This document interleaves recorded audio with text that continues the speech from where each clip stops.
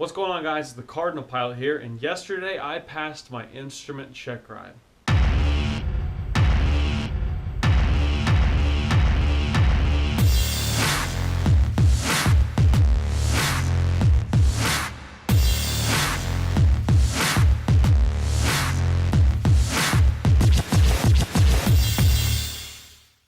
So yesterday I passed my instrument check ride. Now I'm going to talk to you for a few seconds about my check ride because I just feel like that's what I should do. I should let everyone know how that went. Well, let me just say this. I stopped filming completely in January and started flying. We started flying a lot. I got about 20 hours of dual with my new instructor before I took my check ride. So I didn't record any of my instrument training. And there was a quite obvious reason to myself, was there's just way too much that goes on in IFR, and my program was condensed down to such a short amount of time that I wouldn't have had time to edit the video from the previous flight before I flew again. So there was really no point in me filming anything. Plus, when you're trying to do something like IFR training, IFR is your life. And to try and juggle multiple things, it just wasn't something that I was interested in doing. Look for my IFR solo. That's going to come up this week. I'm going to actually fly it in about 3 or 4 days. And then I'll edit it probably this weekend and get the video up to you guys. My first IFR solo, nice VFR day. It's going to be a little short cross country. Probably do IFR both ways just so I can get familiar with the system, probably go into an uncontrolled field or something like that. So, also I had a very unique opportunity fall into my lap. David Clark and I have been talking back and forth a little bit, and it looks like David Clark is going to pick me up and sponsor me so that I can represent them on YouTube and with videos and things. So look for product reviews for David Clark. Look for David Clark to be represented in all of the future videos that I do. One other thing is that no one knew from my channel that I was doing my IFR. No one knew because I stopped filming in January after I did the Gaston stuff. I mean, it took me about a month to get all those edited, so I haven't been filming in over two and a half months. And that sole reason is because of the IFR. There's just too much involved in the IFR system for me to want to bring in cameras, to bring in all that complication. You know, I'm doing IFR training not to film it and show the world. I'm doing it to be a safe pilot and become an instrument pilot. And so, for that reason alone, I didn't film a single IFR flight. The commercial's a little bit different story because the commercial's done on nice VFR days. And from what I understand, none of it's done underneath the hood, so that's fantastic. I will be filming my commercial training, so stay tuned for that. That should be a lot of fun and a great learning experience. If you're ever curious about what you have to do to get a commercial rating, well, you're going to find out. So all in all, the instrument flying and everything took me about 2.5 months to complete, including the written. The written for the instrument just changed February of 2015. In case anyone doesn't know that, now you do. The question bank has changed because when I took it in November of 2014, I had 1 supplement, and I failed it by 1 question. And when I went back in February, I had 2 supplements. It went over 330 figures long. So they definitely changed the written test for the instrument in February of 2015. Now let's talk about the check ride. I'm sure some of you are probably curious how it went. And with this new instructor I started flying with, every time we'd go flying, see, I have a situational awareness tool that sits right here in the cockpit. Not this close, but you understand what I'm saying. And I would use that situational awareness tool all the time to orientate myself relative to, you know, my hold, to my VOR, to my approach plate, you know, because that situational awareness tool is a fantastic thing to have, and I love it. But my instructor, every time we flew, would cover that thing up. Every single time. And the first few times we flew together, that completely screwed me up because now my comfort zone, my little comfort tablet over here is gone. And now I'm alone. I have no electronics, you know? I have no GPS. And so that was something I had to adjust to. But I will say this, that alone has made me, I think, a little bit of a better pilot because it made me more dependent upon what I have in front of me and not so much on an electronic GPS that can fail. Obviously, your gauges can fail, but GPS is more likely. My new instructor is a retired airline pilot, and he really drills the fundamentals into me to where when I took the check ride, I actually thought maybe something was wrong because it was going so well. You know, my instructor would always turn off my GPS. Every time would turn off. Never got to use it once.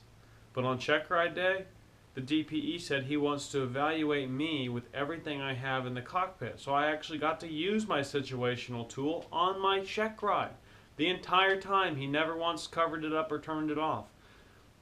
And I only referred to it when I wanted to see how far I was from a VOR checking the sensitivity of the needle. So it wasn't like I pulled the plate up on the situational tool and I was glancing over, flying the situational tool.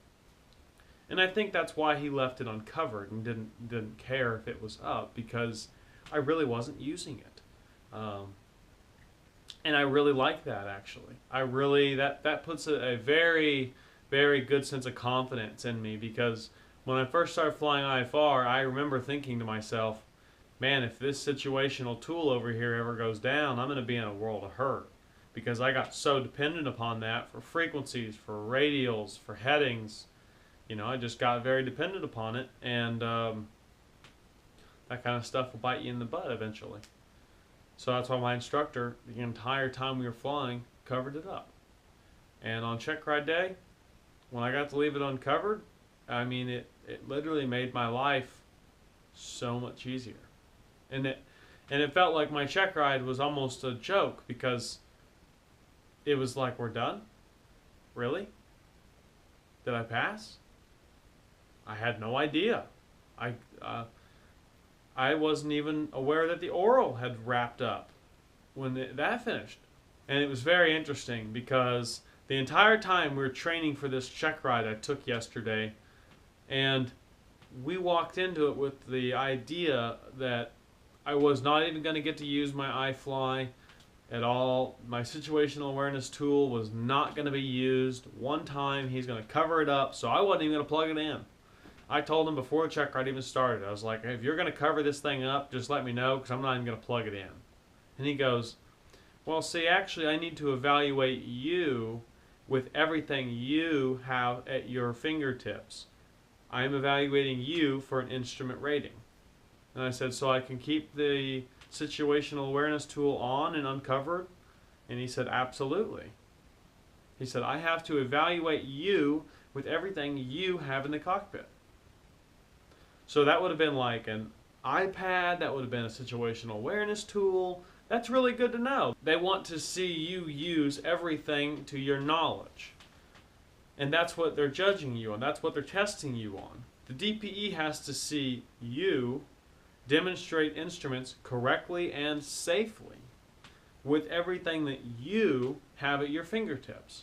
So I had that situational awareness tool, and they actually let me use it the entire check ride.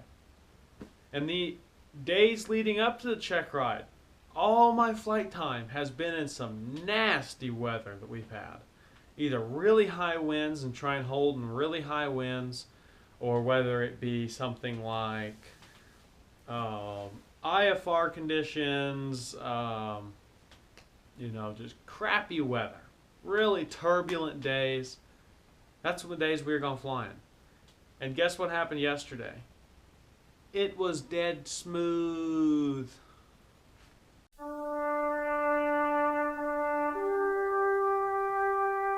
Yeah, so as you know, turbulence hides mistakes.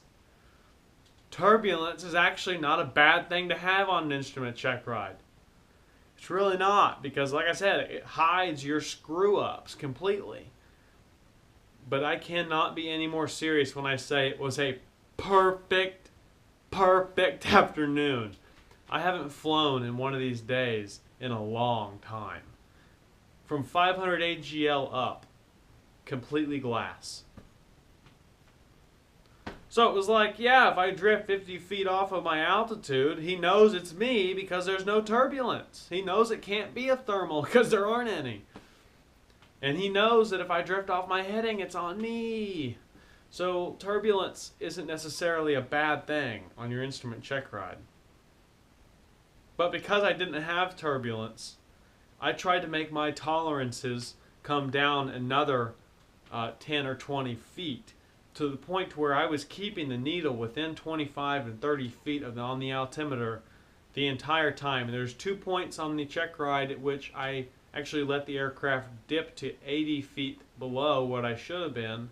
They weren't minima or anything like that. They were just altitude.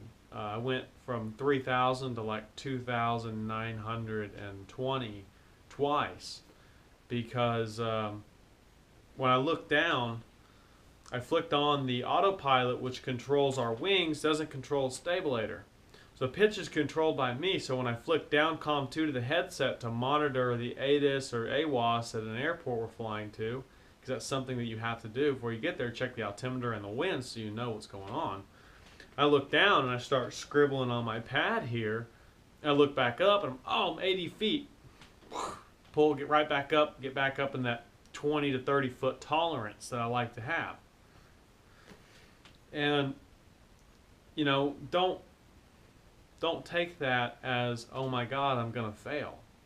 Because 98% of my check ride, the altitude was within 30 feet because it was a perfect day. And so I was able to keep my tolerances and keep my altitude very tight pretty much the whole flight, minus the 2 moments when I actually dipped. But see, those moments, he knew that I was doing what I was supposed to do. I was looking down here. My attention isn't up here at the altimeter. It's right here on my knee pad. So he understands completely that you can get 80 feet off while you're writing down the ATIS information approaching an airport. You'll be okay. He's not going to bust you for that. The rule in the PTS, Practical Test Standards book for the instrument, says excessively exceeding. You have to excessively exceed altitude. You have to excessively exceed your heading that you were assigned. So doing things like dipping 80 feet down once or twice in, you know, an hour and a half long flight, there's no problem with that at all. Don't bite yourself in the butt and kick yourself for it when you do that. Just note your mistakes to the DPE. If you make a mistake, or if you're doing something, or you forget something, say it out loud, do it immediately, and that's all you can do.